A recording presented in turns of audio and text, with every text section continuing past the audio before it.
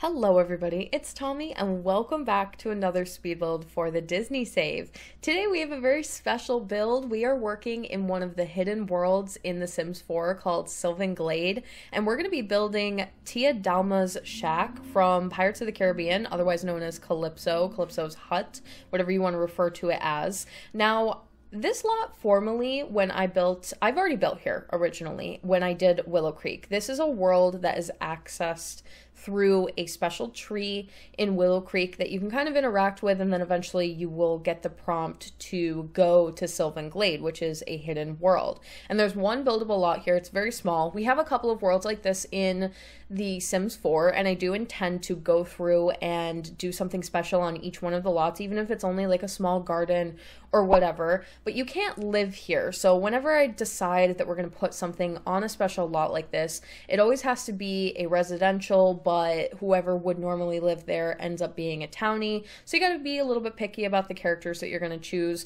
Or we could even do something else. We can do a garden, we can do a restaurant, we can do a cafe, something like that that's very unique and just fun. Because I think when anybody would normally go to Sylvan Glade and like visit this lot, you would have a pond here, and that's cool and neat. And like just exploring a new world in The Sims is always a fun thing, but eventually it's not so interesting. So it's kind of a bonus thing about the save file that you would be able to go visit those hidden lots and find something unique on them. And I've done this in Mount Komorebi a little bit. There's actually 3 hidden lots in Mount Komorebi, so I filled all of those up with different builds, and it helped us be able to just create a whole bunch more stuff that wouldn't have been able to fit in normally. So with that, we are making a Pirates of the Caribbean themed build today. And I want to say right off the bat, because I get asked this question a lot, how much are you going to be including live action Disney things? And the answer is not that much. I don't really intend to include like any DComs or any of the newer live action Disney movies, or really like much of any of them. That's not really the intention, and I'm not super interested in focusing on a lot of them. But I think there are a couple of exceptions to that, and one of them is Pirates of the Caribbean. But I would even say that when I originally was coming up with like concepts for the Disney save, and I was like, you know, I don't really want to do too many of the live actions, but we probably would do Pirates of the Caribbean. I'm thinking something kind of small. Like I would probably only really include Jack Sparrow as a townie in Sulani or something like that. Like I'm not talking about doing a whole group of builds that are Pirates of the Caribbean themed, and probably not going to be the case with many of the live action Disney movies that we do end up focusing on. However, when I was recently revamping Willow Creek and taking all of the Belle's Village builds out of the area so that we can move them into Henford-on-Bagley, the idea was brought up to potentially do a different lot for this location. So formally, I had built the White Rabbit's cottage from Alice in Wonderland on this lot. And it was a cute little cottage. Again, the sim can't live there, so there was technically no sim for the White Rabbit's cottage. It was just a different Alice in Wonderland build. Hadn't really touched on Alice in Wonderland yet, but it looks very much like something that would have come from cottage living. Like it almost looks like one of those traditional cottages that they have put sort of around that world. Now I'm not taking the White Rabbit's cottage from this lot and moving it into Henford-on-Bagley. I'll let you know that right now. That build is not going into Henford-on-Bagley, but we're not getting rid of it. I have not like scrapped it. It'll still be available in the gallery, and I'll probably end up moving it to Windenburg actually. Basically, Henford-on-Bagley is completely filled up, and I'm not doing any Alice in Wonderland there, although it probably would have fit. It's just not going to be the vibe for my version of the save file. So we are going to use that build. If you loved that build, please do not be upset. It is just getting moved to a different location. It'll come back. You'll see it later. One of the bigger reasons that I actually wanted to change it is that it needed a huge overhaul. I had this rabbit carrot garden on the lot, and I did it in the way that you used to do a garden like that in The Sims, which is that you would kind of like draw out a garden, use terrain paint, and then just like put little debug items kind of like sticking out of the dirt. And I did that with carrots to kind of like, you know, you gotta do a carrot garden for a rabbit, but I was going to be able to update it now that we have cottage living. We have those special items that are like patches of dirt that you can actually plant things in and look a little bit more true to a garden of that style, like a little vegetable garden that you would want. So I was going to need to replace that, and honestly the whole build was probably going to need a pretty big revamp. I wasn't super happy with it, and going back and visiting it, I was like, I could do a little bit better. The layout in this build is a little bit strange. Unfortunately, this lot is very small, which is pretty much the case across the board for these hidden world building areas. They're usually very small, so you have to kind of make do with the very limited space, and that sometimes leads to weird things such as like weird layouts in households. But I was looking at it and, you know, I could do much better, and I probably will have much more stuff to be able to do it properly now that we have cottage living. And one of my patrons brought up the idea of possibly doing Calypso's hut on this lot because it leads out of Willow Creek, and Willow Creek is based after like bayou-y area, and we've done a lot of builds that are relating to the bayou in Willow Creek, so it kind of goes hand in hand. And you could ask the question, like, why didn't you just put this in Willow Creek then?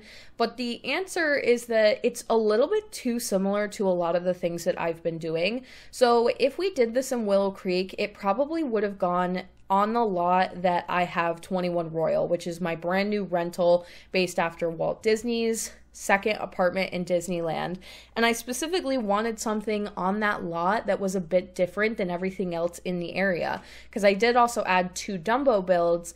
But then we have the Enchantress and Mama Odie, and both of them are single spellcasters that live in these like witchy, cluttered, dark lit, dark wood tone houses, and they are different. One of them lives in a cave and kind of underground, and the Enchantress is a little bit younger. She is I believe, an adult sim. She has a few cats. And then we have Mama Odie, who recently got a residential in the neighborhood and actually lives right across the street. And her house is a boat in a tree, so it's kind of like a tree house, but they aesthetically on the interior are very similar, and the Sims that live inside them are very similar. So I didn't really want to put another bayou pond single sim spellcaster right in that area. It's too much of the same in one space, and it's just not the most fun choice that we could have made. So instead, put the rental there, then we have a rental in Willow Creek, and then maybe do something like that on this lot where it's a little bit special and we don't have to make Tia Dalma a super in-depth character the way that I typically do for my traditional residentials. She ends up being a townie, because one thing about these special lots is that even if you want them to look aesthetically a little bit more like a residential, they actually can't live there. Now, I've given everything that you could need to stay here for a very long time. So for all intents and purposes, you could live here to some degree. Your sim would probably need to own a home in a different location, but if you traveled here, you would have basically no reason to leave. You could stay here for very long periods of time. This is a full kitchen, living room, dining, and there is even an outhouse and an outdoor bathroom. So you could stay here for quite a while, but you are technically not allowed to live on these lots, which means that any sim that we decide to pair with their residential on these like special type of lots, they can't live here, so they end up being townies, which means the next video that'll be out on Tuesday is going to be Tia Dalma's Cass, and that is the final video for Willow Creek, I promise this time. I am going to do a tour video of the new areas of Willow Creek and kind of show everything off, but what I'm actually going to do before that is go ahead and update the entire world with cottage living first. And then I will give you guys a tour video of the new version of the world. And then it's finally time to move on to some Henford on Bagley content. I'm very excited to get going on it. I have been running polls on Patreon to see what my patrons wanted to see first, as far as like which movies we're focusing on there, and like out of that, what are we going to be focusing on first. So that is currently running, and we'll see where we end up with Henford on Bagley regarding that. But just a quick shout out for like my Patreon. I am going to plug it really quickly. If you are somebody who has ever considered supporting the Disney Save on Patreon, I am now offering even more perks than usual on Patreon across the board. I do offer 3 tiers to support the save file, and I offer things like weekly uploads on the save file, access to the Disney Save private Discord channel with custom roles depending on which tier you are subscribed to.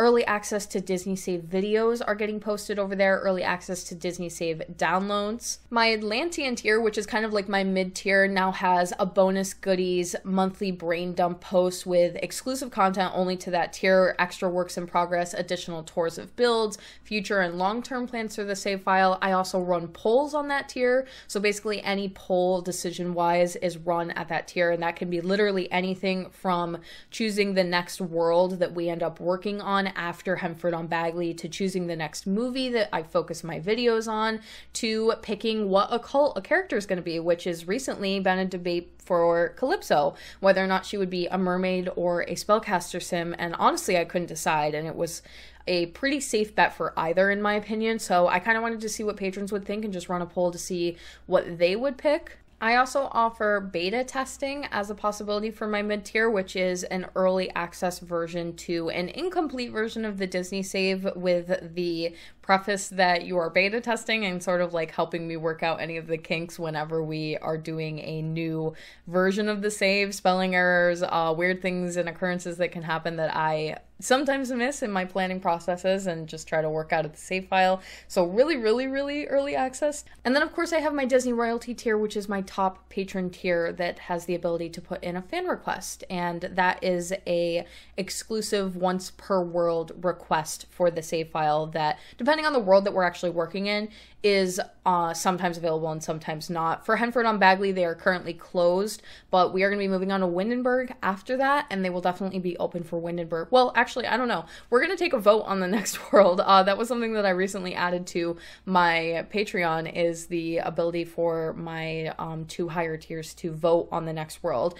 And I had been planning up until that point to do Windenburg, but I am more interested in seeing what they would like to see. So just a quick plug for that, because it is completely changed, and that is linked in my description box down below, as well as at the end of the video. If you want to support the save file, especially during this time where things are about to get a little wonky for me, I'm going through a lot of stuff with moving and traveling, and I recently had to stop streaming on Twitch for a little while so that I could get my feet underneath me. So it's a really, really great way to support me and the save file directly, other than YouTube, if you're interested, and getting some perks along with that. So link down below. As far as the interior goes for Tia Dalma's hut here, I did rewatch the movie from the scenes that her hut is first introduced, and they all kind of come in to talk to her about whatever. So I wanted to make sure that I went ahead and rewatched all of that so I could kind of look around the background and see what do we got going on. And it is a pretty standard like type of home at this point that I have built a few times in the save file, and it's just these like cluttered, darkly lit witchy homes, lots of candles. Like you could basically see in the background that all of the lighting was just candles and these candelabras kind of lighting everything up. There was some bottles and bottle lighting hanging from the ceiling, kind of similar to Mama Odie's, and then lots of plants. And I have to say, I really do want them to add more hanging plants. I know that we've gotten some recently, but the only ones that we have other than the paranormal ones are the knitting ones.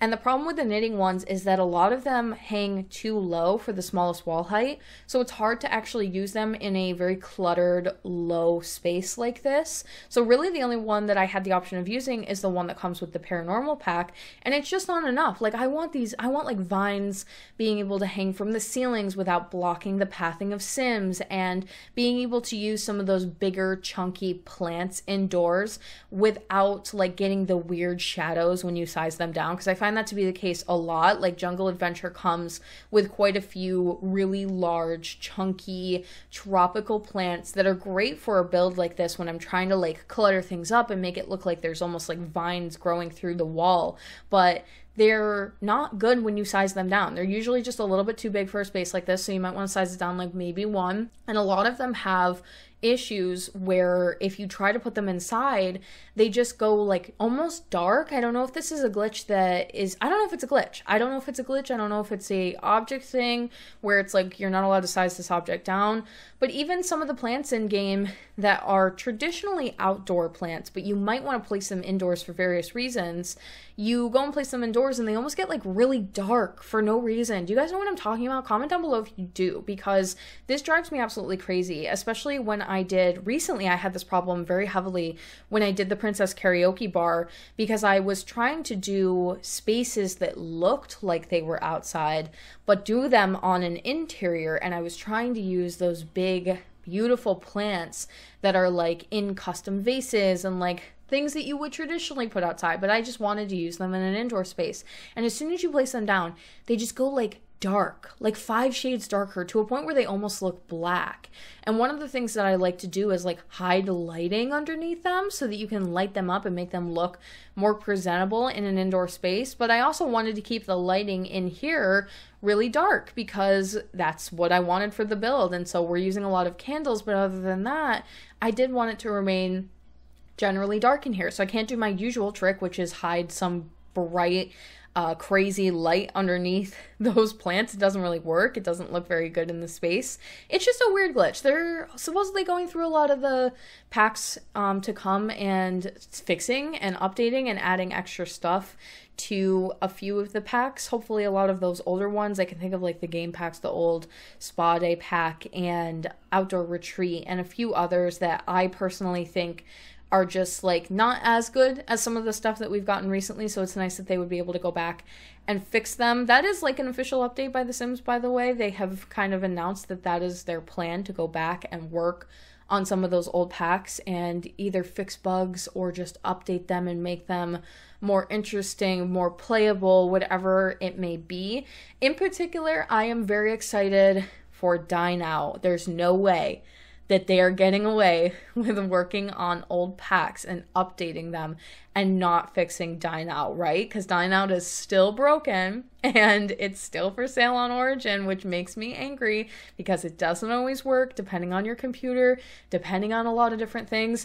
I personally have a problem where sometimes I build a restaurant and it works and sometimes it doesn't work. So it's not that Dine Out doesn't work, it's just that it doesn't work sometimes. And I just think that that's like an unacceptable thing at this point. So I'm really excited that they've made this decision to go back and work on some of the old packs and hopefully bring them up to the quality that they should have been when they launched originally. But we will see. That is stuff to come for The Sims, and I'm excited, but let me know what you think about it down below in the comments as well. Now, with a space as small as this one and trying to keep it functional, it's always a little bit of a task. And whereas I would love to like completely clutter up the floor with so much stuff, like even plants and lots of books all over the place, I have to keep the pathing in here functional for Sims. So you have to have the one counter space, the fridge, and the stove that all have the space in front of it open and available for your Sims. Even the one bookcase that I've kind of tucked behind the wicker chair there, had to add another one because otherwise you won't actually be able to get to it and use it. So I try to do these like cluttered builds, but on these very small spaces like this, you still have to maintain a level of functionality. So it is very crammed in here, and there is but like almost this open area in the center here where it looks like, oh, you could have added more stuff, but I'm doing that on purpose to keep the pathing working correctly. And there is an outhouse on this lot around the backside that wasn't included in the video with an outdoor shower. So you do have everything that a Sim would need here. And that is Tia Dalma's shack on Sylvan Glade. Let me know what you thought of it in the comments section down below. If you would like to support the Disney Save on Patreon, you can do so by clicking the link in my description box down below or the one at the end of the video. Thank you all so much for watching. Don't forget to like and subscribe for more. Hit that little bell icon below to turn on post notifications so you can get updated every single time I post, and I will talk to you all in the next one.